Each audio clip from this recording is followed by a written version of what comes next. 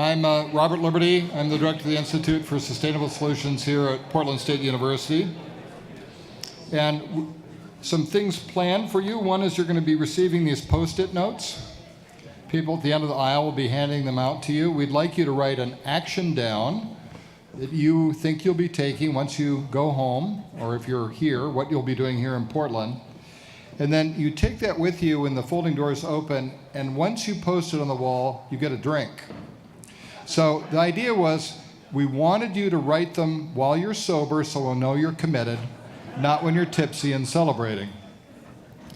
We also are inviting you to share your stories, and these are stories about building an accessory dwelling unit or a policy change or a public education activity in your home community. You can do that by going to the accessorydwelling.org website. There's a little button that says contribute. And no, it's not cash. What we need are your narratives. Those will go to Eli Spivak or Cole Peterson, and they'll share them on the accessorydwelling.org website. And that's a very important way of promoting, sharing the information, what you've learned in your experiences, and building this movement. So our closing session is a question and answer session, except I'm asking you the questions, you get to provide the answers. And I need you to shout out your answers so everyone here can hear them. This first question is for people not from the Portland region. I'd like you to volunteer something that people in the Portland region need to know about promoting ADUs that you know and we don't. So this is part of the exchange. What do you think we need to know from your experience and from your place? Anyone can stand up and... Yes, what do we need to know here? In California, one of the laws that was passed was for junior accessory dwelling units. It's repurposing a spare bedroom for bedrooms and ancillary spaces up to 500 square feet. It creates a flexible in-law apartment, and it grades the line between a roommate and a tenant. And so we are creating the whole spectrum of housing because it creates a continuum, all the way to having a cottage home in your backyard. Because of the trifecta of laws that were passed, in California we are seeing jurisdictions that are allowing for both a junior accessory dwelling unit and an ADU on the same property at the same time. That's where we need to go. And also these carve-out units, which I'm so sorry, I absolutely love this conference, but we do not talk about the opportunity in carve-out units enough. They offer the lowest price point in the entire ADU market and the housing market from both the development and rental perspective. And I hope that there's more focus on those. Thank you. Thank you. How about a round of applause for great observation? Something else that one of our visitors from outside the Portland region wants the people here to know and appreciate. Oh, you're not really that modest, are you? Yes, please. Yeah, why don't you come up and use the mic here? Thank you.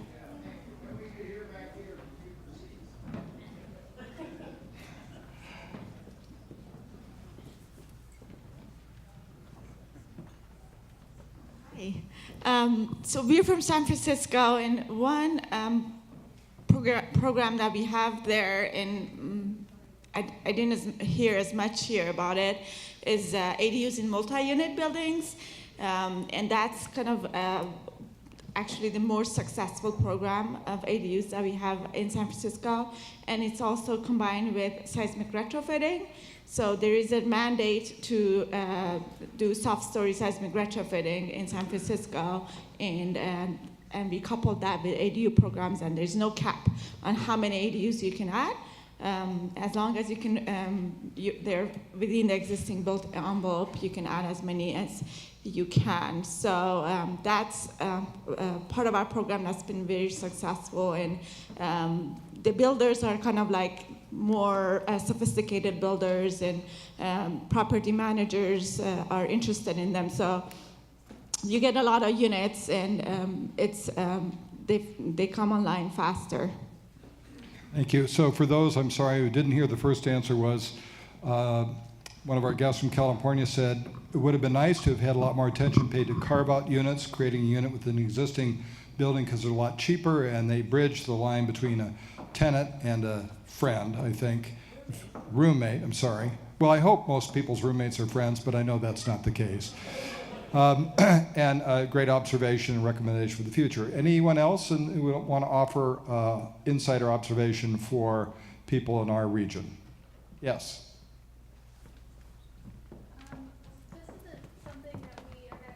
Austin. This isn't something that we're necessarily doing in Austin, but I've seen it in some new language in our land development code. I'm just wondering if other people have experience with it. There are some parts of our code that are now allowing accessory dwelling units in commercial uses.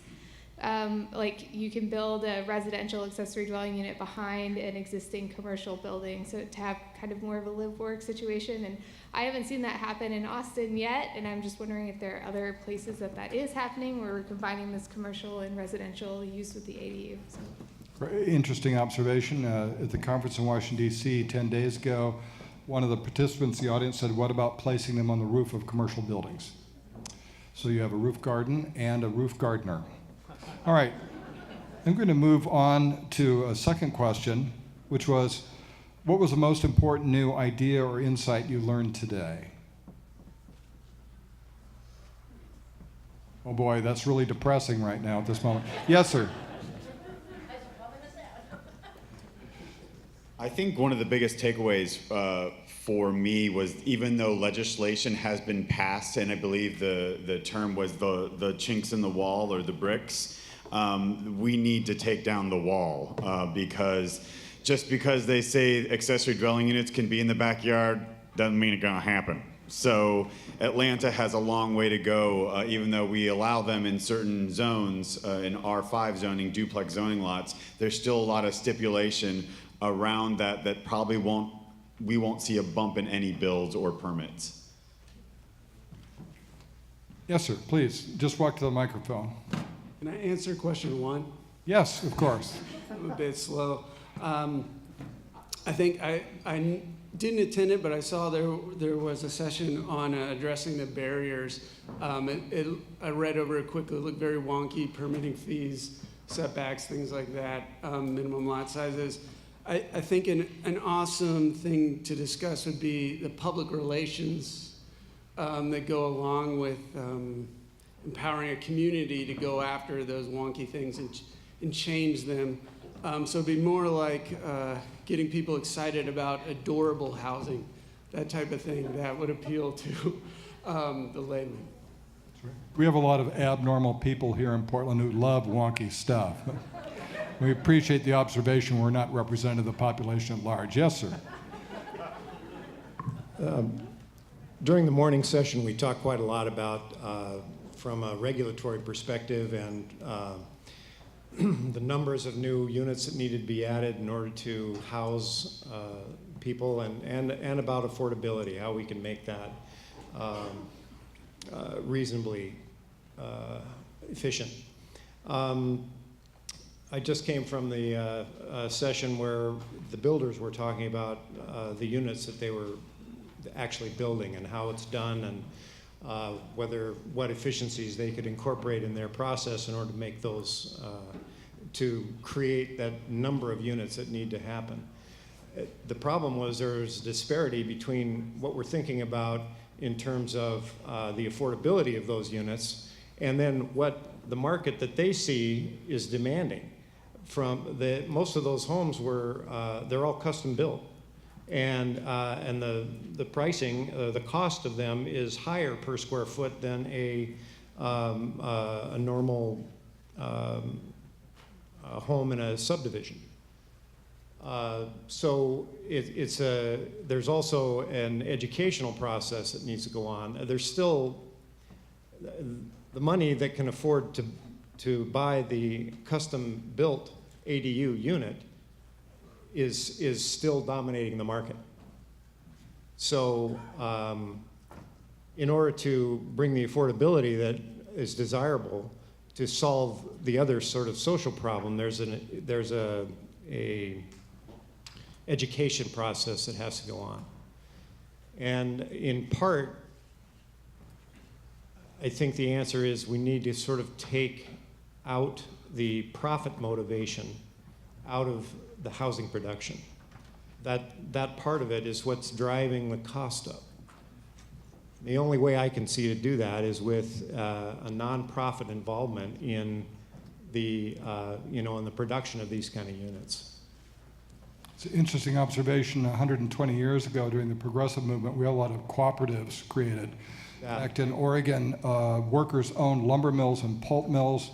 They owned grain processing facilities. They owned grain storage. A lot of that has disappeared, and I think maybe one lighter side of social media would be to create opportunities for cooperative arrangements, which might drive down costs. And this has been done, I think, a little bit in the field of solar panels, for example. Right. Thank you. Yes. And we'll take the next 3 people, and then I think we will conclude this part of the program.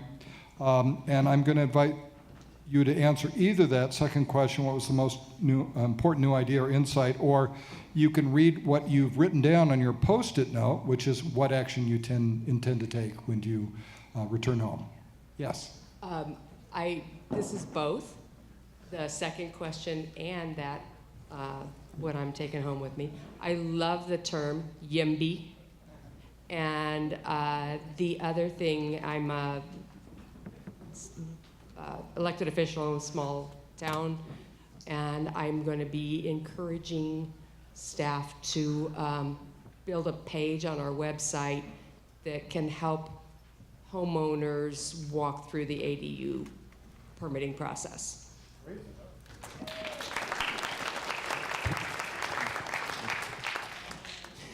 What I got today was a real connection between the housing crisis in our country, and I didn't realize it was in all of North America, and climate change, global warming, because we're from Southern Oregon. Every year has been a record-breaking heat year. The last 5 years, we've had forest fire smoke. 4 out of 5 years, people were wearing masks on the street for at least a month, if not 2 months, and it was coming in houses. So this could be, the smaller houses could be a solution or a partial solution to the effects of global warming, that big crisis, and that there's a clear link between that.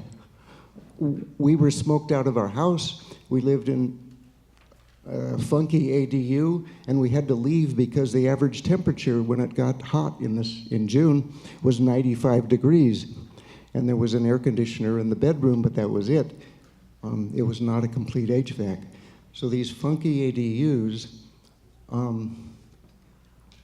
do not protect people from an average afternoon temperature of 90 to 95 degrees, and found that there were many people living, if not dying, in situations like that. So I just want people to think about the link between the fires, the smoke, the heat,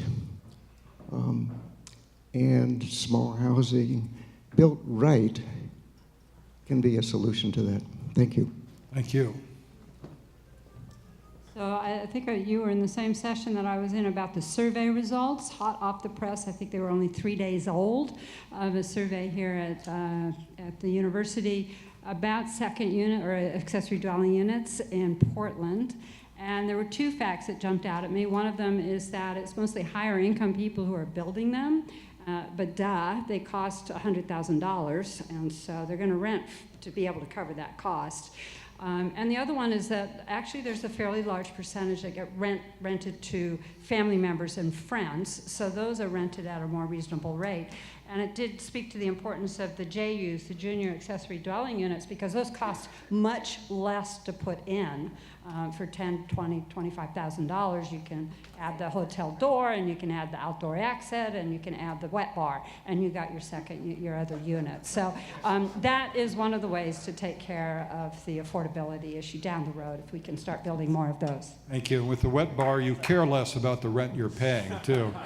So I want to thank, first of all, the people who did the work to get this off the ground, the organizers, particularly Patty and Joan and your crew.